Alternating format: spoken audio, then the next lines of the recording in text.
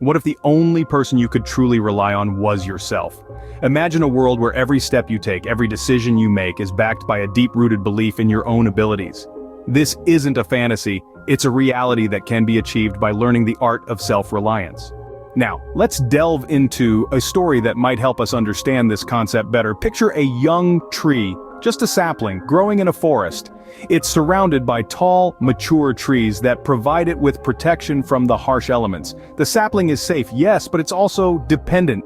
One day, a violent storm sweeps through the forest. The mature trees, once protectors, are uprooted.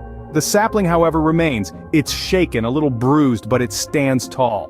Why? Because while the other trees were its shield, the sapling was also quietly growing its own roots, digging deep into the earth, learning to stand on its own. This sapling is much like us. We often surround ourselves with supports, with crutches. These can take the form of friends, family, or even material possessions. And while these supports can provide comfort, they can also foster dependency. And what happens when these supports are no longer there? It's a frightening thought, isn't it? But like the sapling, we too have the ability to grow our own roots, to learn to rely on ourselves. It's not about shunning support, but about understanding that the most reliable support system we can have is within us.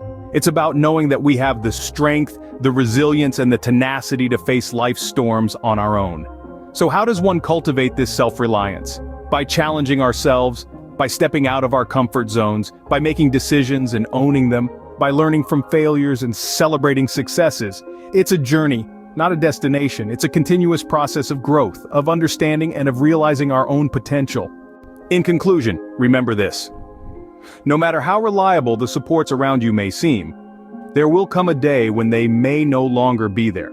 But if you've learned the art of self-reliance, if you've grown your own roots, you'll stand tall, just like the sapling in the storm.